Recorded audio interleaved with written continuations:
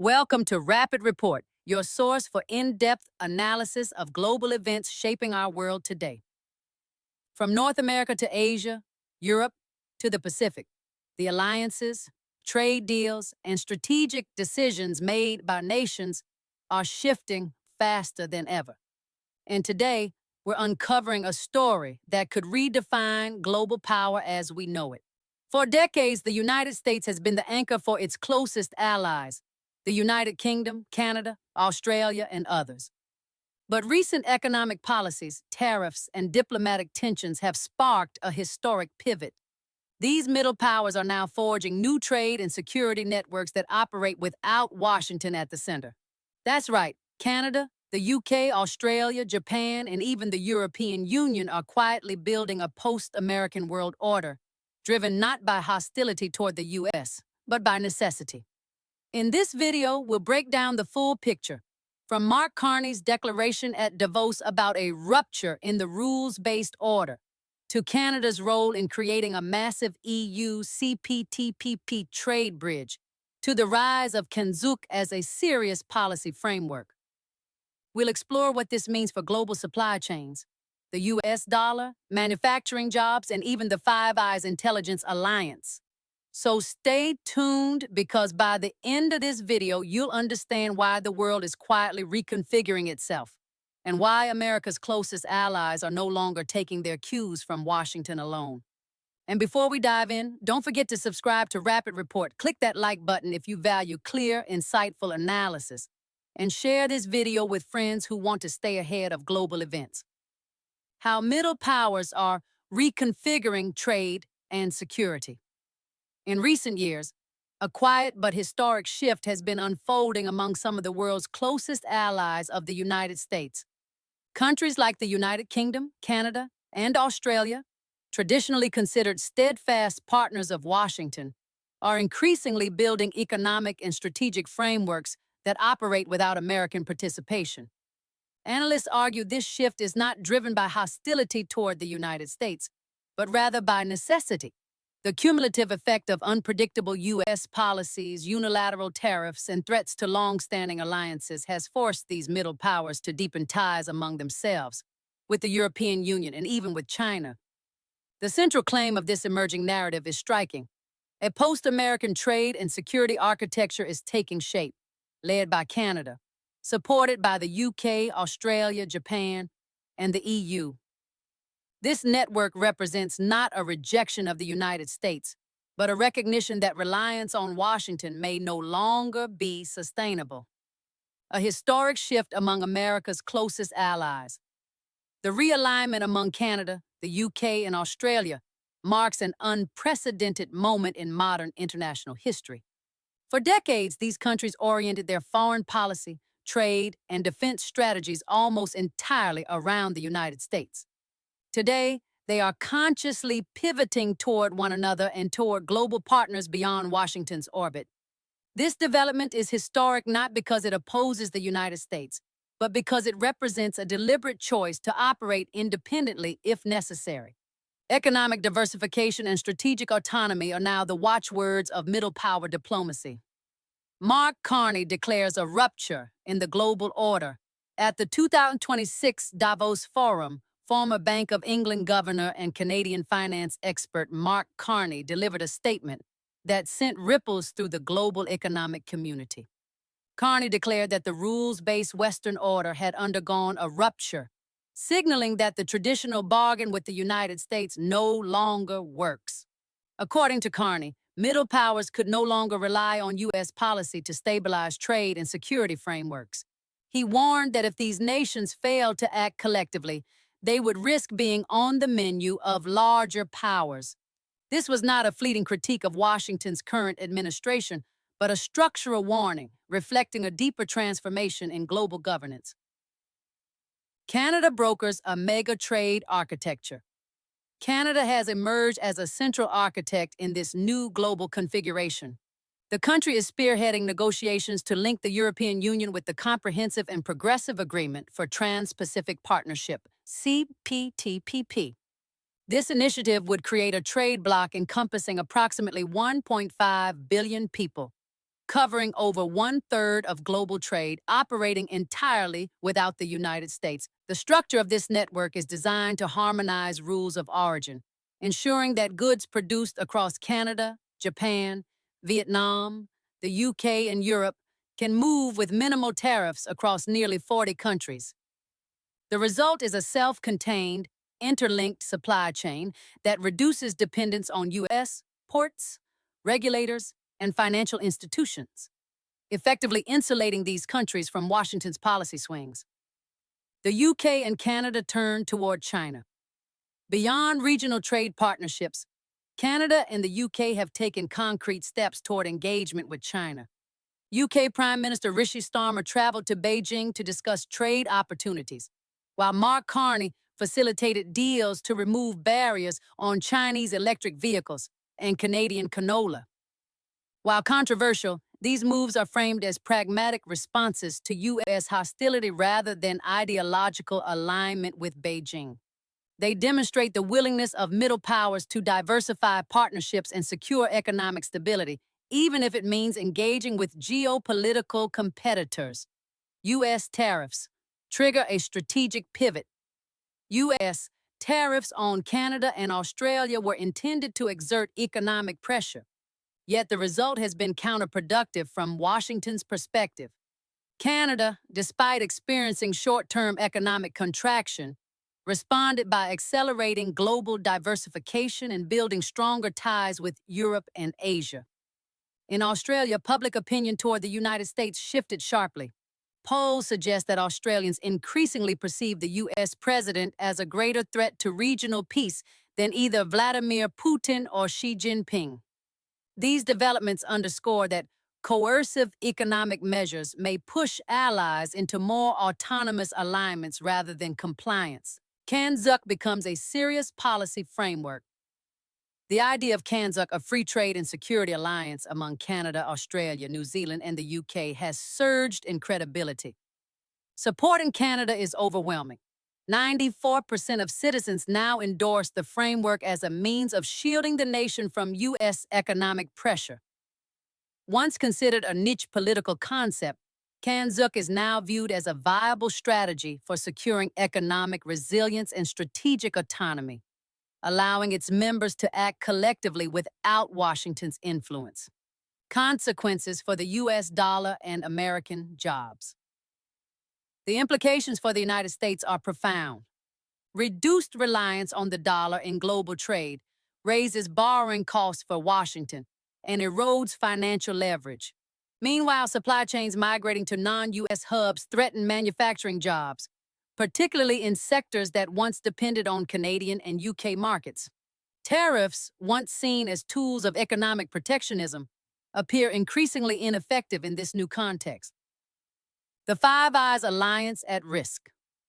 The long-standing intelligence sharing framework among the U.S., UK, Canada, Australia, and New Zealand, known as Five Eyes, is also under strain. Reports indicate that U.S. officials threaten to restrict intelligence sharing during trade disputes, undermining the trust that has made Five Eyes uniquely effective for decades. As economic and strategic realignments intensify, alternative intelligence channels, potentially focused on Commonwealth partners, become conceivable. This could fundamentally alter global security coordination among English-speaking allies. A post-American world in formation. The combination of economic diversification, strategic engagement with new partners, and collective middle power diplomacy suggests that a post-American world is quietly emerging. Led by Canada and supported by the UK, Australia, Japan, and the EU, this architecture seeks resilience in the face of uncertainty in Washington. This is not an anti-American movement. Rather, it is a pragmatic response to the realities of global trade and security in the 21st century. Middle powers are demonstrating that independence and collective action can preserve stability, protect jobs, and maintain influence, even without the United States at the center of the table. The coming years will reveal whether this network solidifies into a lasting alternative or remains a temporary hedge. What is clear is that the era of unquestioned U.S. primacy in allied trade and security is being seriously reconsidered, and for the first time in modern history, the United States may find that some of its closest allies can thrive without it. Structural fractures in U.S. alliances. The U.S. has traditionally been the linchpin of Western alliances, providing security guarantees and economic leadership. However, recent policy choices, unilateral tariffs, unpredictable sanctions, and inconsistent foreign policy signals have created structural fractures. These fractures are not merely political disagreements. They are systemic disruptions that affect global trust. Middle powers like Canada, the UK, and Australia have realized that aligning exclusively with U.S. interests exposes them to risk. Economic coercion, unpredictable sanctions, and diplomatic isolation if Washington's priorities change. The resulting strategic calculus is simple: diversify or be vulnerable. Economic self-determination through megatrade networks.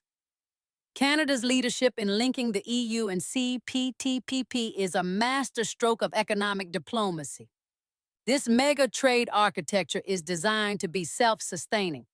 Harmonized rules of origin allow integrated manufacturing across multiple countries, bypassing U.S. tariffs. Financial transactions and regulatory approvals are increasingly routed through non-U.S. banks and institutions.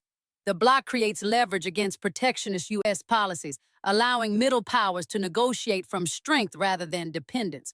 If successfully implemented, this trade network could shift global economic gravity toward a Canada, UK, Australia, EU, Asia axis, reducing American influence over supply chains, trade norms, and currency dominance. Strategic engagement with China, pragmatism over ideology. The pivot toward China by the UK and Canada represents realpolitik in action. While ideological tensions remain, these middle powers are prioritizing economic pragmatism, negotiating trade deals in high-demand sectors, EVs, agriculture, tech, ensuring market access for their businesses despite U.S.-China friction, maintaining diplomatic flexibility in case U.S.-China relations deteriorate further. This strategy signals that middle powers are willing to balance relations across competing global centers rather than relying solely on U.S.-led containment strategies. Domestic politics and public opinion as catalysts. Domestic public opinion is shaping these policies. For instance, 94% of Canadians supporting CANZUK shows that citizens increasingly view alliances outside the U.S. as protective. Australia's rising skepticism toward the U.S. president underscores that public sentiment can accelerate policy pivots, especially when economic well-being is threatened. Domestic legitimacy gives governments the political capital to pursue independent strategies without risking internal backlash. Long-term implications for U.S. power. The consequences for the United States could be profound. Dollar hegemony at risk. Reduced global reliance on the dollar could raise U.S. borrowing costs, constrain fiscal flexibility, and weaken the country's ability to project economic power. Manufacturing and jobs erosion. Shifts in supply chains to allied and neutral nations could hollow out U.S. industrial capacity, especially in high-value sectors. Intelligence and security challenges. If trust in the Five Eyes alliance erodes due to U.S. threats or unilateralism, intelligence sharing may fragment, forcing middle powers to develop independent security architectures. This is not a short-term risk. It represents a decade-spanning strategic recalibration. A new middle power bloc emerges. If these trends continue, we may see the formation of a cohesive middle power bloc. Economically linking EU, CPTPP, and CANZUK creates an integrated network covering advanced manufacturing, services, and technology. Strategically, coordination outside Washington's orbit allows for autonomous defense planning, intelligence collaboration, and diplomatic leverage. Geopolitically, this bloc can mediate between major powers, including China and the U.S., effectively creating a tripolar or multipolar system rather than a U.S.-dominated order. This bloc would not oppose the U.S. ideologically, but would act independently, forcing Washington to negotiate as a partner rather than dictate terms. Potential risks and fragilities. Even as middle powers assert autonomy, the model has challenges. Coordination complexity. Aligning policies across multiple countries with different domestic priorities is difficult. Economic dependence on China. Increased trade with China may create vulnerabilities if Beijing exerts political pressure. U.S. retaliation. Aggressive or unexpected. U.S. policies could disrupt these new networks before they solidify. Nevertheless, these nations appear willing to accept calculated risks in pursuit of long-term resilience and strategic sovereignty. The philosophical shift from loyalty to pragmatism. Finally, this transformation reflects a philosophical change in global diplomacy.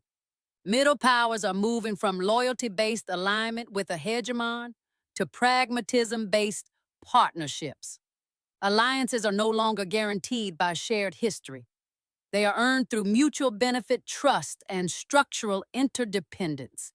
In essence, the post-American architecture is not a rebellion. It is a hedge, a survival mechanism, and a vision of sustainable sovereignty in an increasingly unstable global order. As we've seen, the global landscape is shifting in unprecedented ways. Middle powers like Canada, the UK, and Australia are taking steps to secure their economic and strategic futures, creating networks that may operate independently of the United States.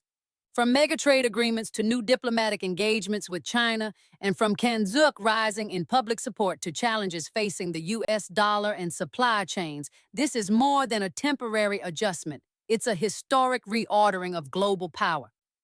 The question now is simple. How will the United States respond, and how will these middle powers continue to navigate a world in flux? One thing is certain. Alliances are no longer guaranteed, and independence has become a strategic necessity.